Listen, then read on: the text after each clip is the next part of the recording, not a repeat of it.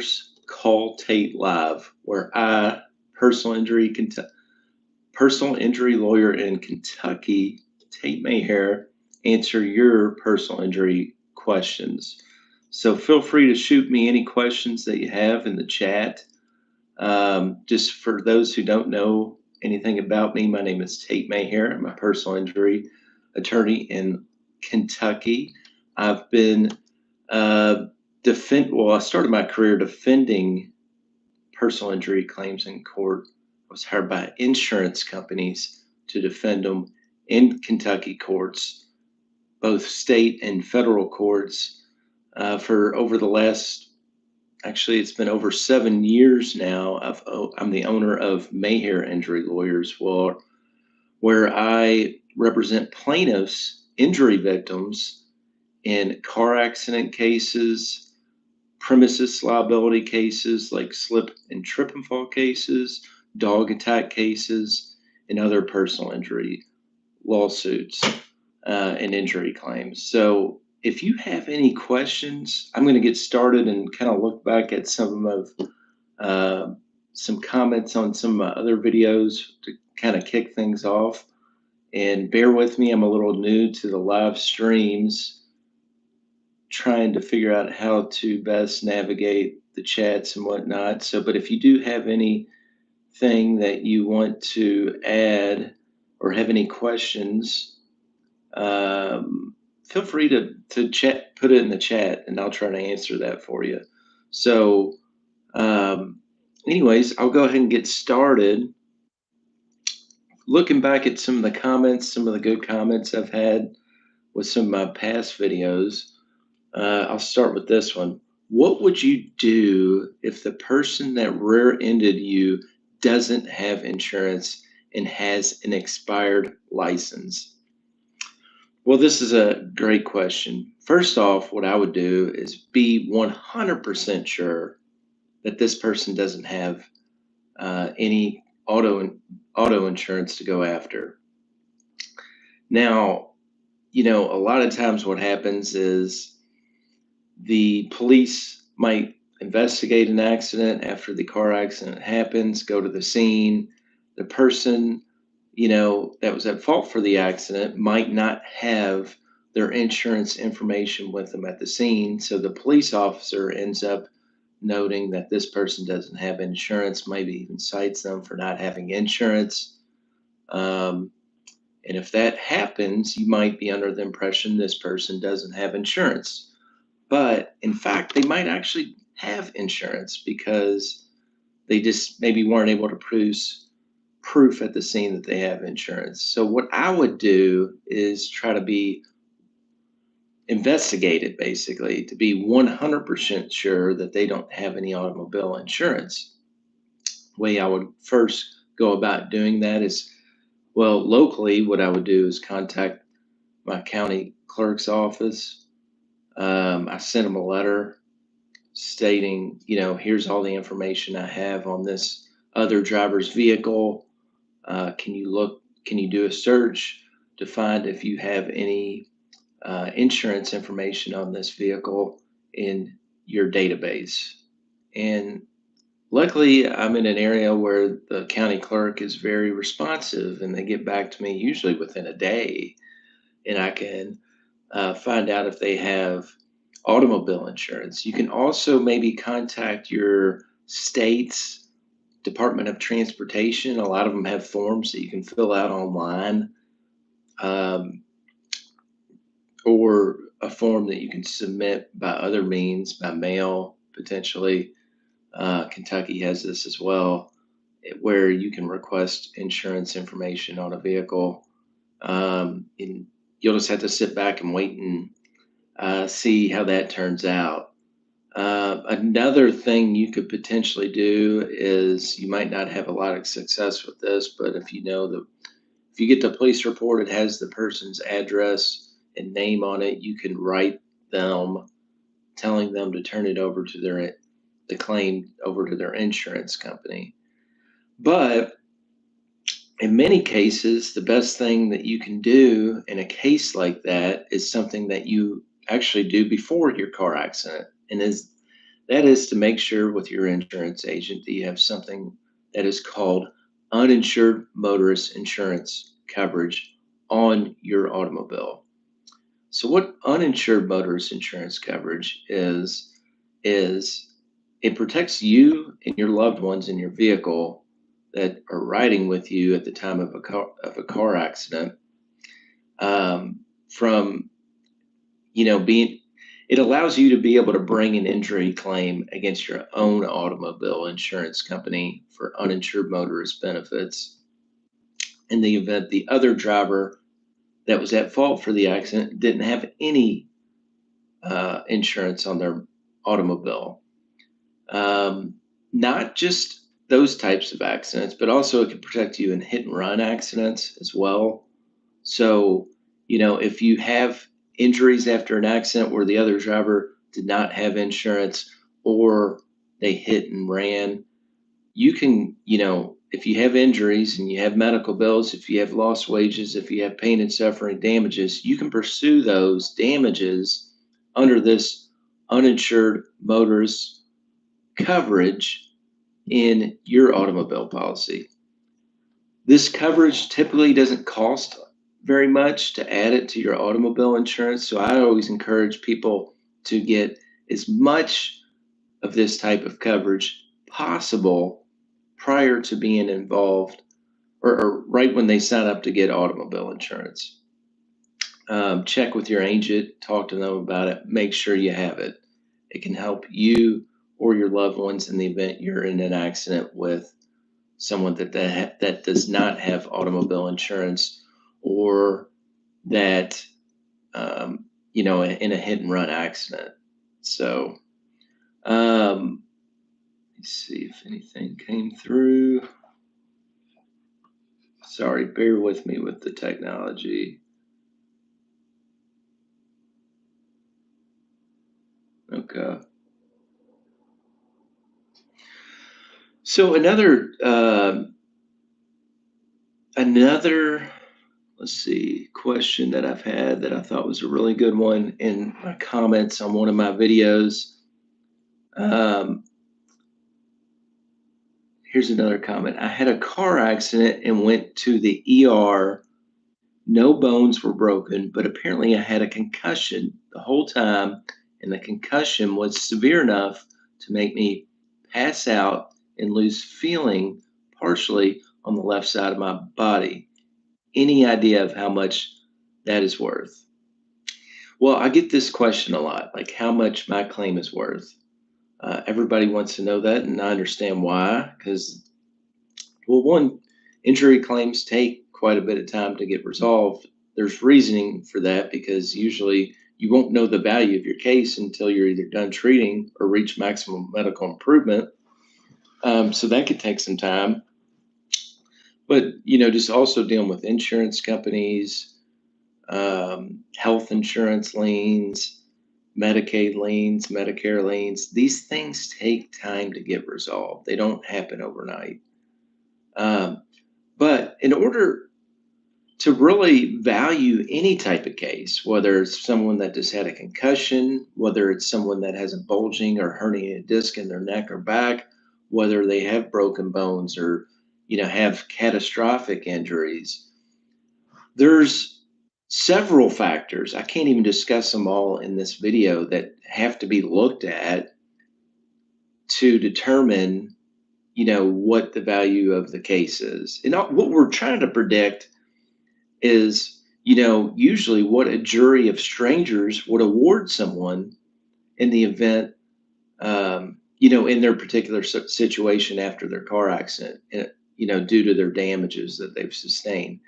If you try a case 10 times in front of a jury, 10 different juries may come up with 10 different results. But, based on data, past jury verdicts and whatnot in the area, in the local jurisdiction where the case will be tried at, um, that's ultimately what we're trying to predict. But it's a lot more complicated than that too, because again, there's several factors you got to look at. Liability. Is this a clear liability accident? if you're stopped at a red light and rear-ended, sure, clear liability. If the accident happened in an intersection and both drivers are claiming that that they both had the green light, that's a much more complicated situation when it comes to liability. In the state I practice in, Kentucky, every state has their own negligence laws, basically. Kentucky's what you call a pure comparative negligence state. What that means is, you know, a jury or a trier of fact can apportion liability against each driver, uh, and they can give them a certain percentage of liability on the case each. So, for instance, if both drivers are claiming that the other driver was at fault, whatever the facts are of the car accident, a jury might out and say, hey, you both did something wrong in the accident. Driver one's 50% at fault, driver two's 50% at fault. And if driver one was bringing the injury claim against driver two, in that scenario, they could still recover, but they would only recover 50% of their damages. So, well, one, liability, you got to know the liability negligence laws of your state. That's the first factor you almost always look at in any type of accident case. So can certainly impact the value of your case. Another huge factor is the amount of your damages. Obviously, the worse injuries you have, the more damages you're going to have. Damages can include obviously medical bills, both past and future, but also pain and suffering damages as well, lost wages, and also impairment to your ability to earn an income in the future. Those are usually the main types of damages you'll be looking to recover in in any type of injury lawsuit or claim. So what are your damages? Obviously, again, the worse the injuries, the more damages you're likely going to have, more time you're going to have to miss from work potentially.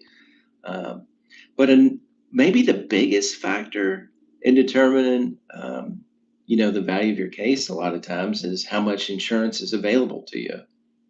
If you're in a car accident with an at-fault driver, for instance, that only has the minimum insurance in Kentucky, that's $25,000, and that's all there is. And we can look for more.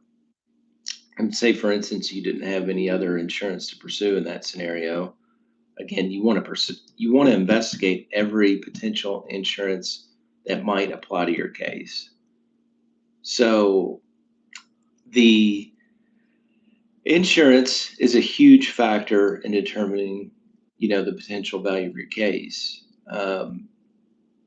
So, for instance, again, like I was saying, if you're in an accident, the other driver only has $25,000 of insurance. That's the minimum in Kentucky. Each state has certain minimum requirements on their insurance. In Kentucky, it's $25,000. If you're not familiar with your state, you'll have to look into those local laws to see what the minimums are. And I run into this scenario a lot. So $25,000, and if you have damages that are worth over and above that, sure, I can run a skip trace on the person that was at fault for the accident. But, a lot of times that skip trace might only reveal that, um, the person doesn't own any property. They might not have any job. They might not have any assets to pursue. You know, Usually when I'm looking at somebody that has minimum insurance, or of course no insurance at all, it's even worse scenario. But those types of people don't tend to have the type of significant assets that would make sense in pursuing, um, an injury claim for after insurance has already paid out everything. So, a lot of times you're just stuck with whatever the insurance is. The vast majority of the time you are. It's been my experience. Um, and then the last factor I'll kind of discuss is jurisdiction. So I'm in Kentucky. The cost of living in Kentucky compared to like California out in like Los Angeles or San Francisco or some of those big cities, the cost of living there is so much more than the cost of living in Kentucky. And that's reflected in jury verdicts. So when we're evaluating the case, the biggest verdicts in the country that I've seen are almost always out of California. I've seen some big ones in New York and Chicago as well, but again, huge big cities. Um, so that's a huge factor also, which jurisdiction your case will have to be filed in. It's usually going to be where the accident occurred in most cases. Um, so huge factor in determining the value of a case. But anyways, want to get to at least one more question.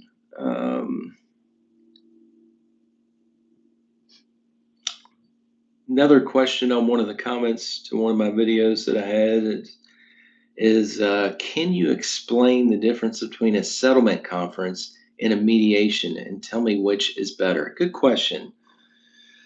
So, locally in my jurisdiction, we refer to a settlement conference only when we're in federal court. And the settlement conference is actually going to be with the federal court judge presiding over the case.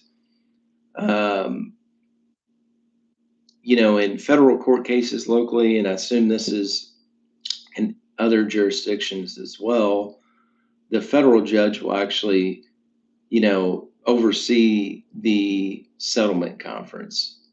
Um, Now, mediation, which is what I usually do at state court level a lot here, or I mean, I'm not saying it can't be done in the federal court level, but typically my experience when I've seen it is state court level.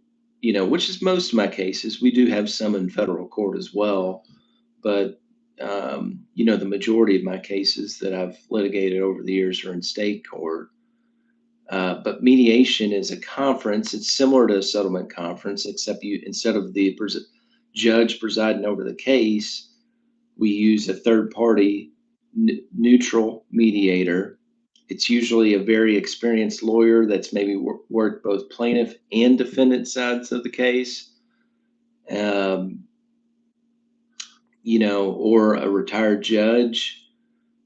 So we use a third party neutral mediator to mediate the case. It's like a settlement conference where we're trying to reach a settlement with the help of the mediator. Basically, what the mediator does is he helps with the communication on both sides, telling both sides, the strengths and weaknesses of their case. He'll separate the parties, go to one side, talk with them. Usually they'll bring an offer to the other side and you kind of go back and forth. But third party, that's basically where we choose the mediator to in a mediation. The parties have to come to an agreement as to who to use as a mediator. Now, federal court, my experience with settlement conference, again, the presiding judge will be basically act as the mediator. But we just call it a settlement conference as opposed to a mediation. But the federal judge will act as the third party trying to bring the parties together, communicating with the parties to try to reach a settlement, prior to having to go to a trial. And then the last part of that question, which is better? It really depends, who's the judge presiding over the federal court case, who the mediator is they're using, what are the facts of the case. I've had success in both mediation and settlement conferences. I've also had cases in both that, didn't settle. It's a good way to try to get the case settled. In any case, either of these methods, but as to which one better, it's really by case basis, and I wouldn't really say one's better over the other necessarily. So, well, that's all I have for today on the first ever Call Tate Live. I hope you found this to be helpful. Um, happy. I'm going to try to do these about once a month. If you see this, have questions at the next time, feel free to put them in the chat. Happy to answer any questions someone might have out there based on my experience uh, handling personal injury claims, both on the defense, now on the plaintiffs, representing injury victims over, um, which I've dedicated my career to. So I hope you've enjoyed this. I'll let you go until next time. Thanks.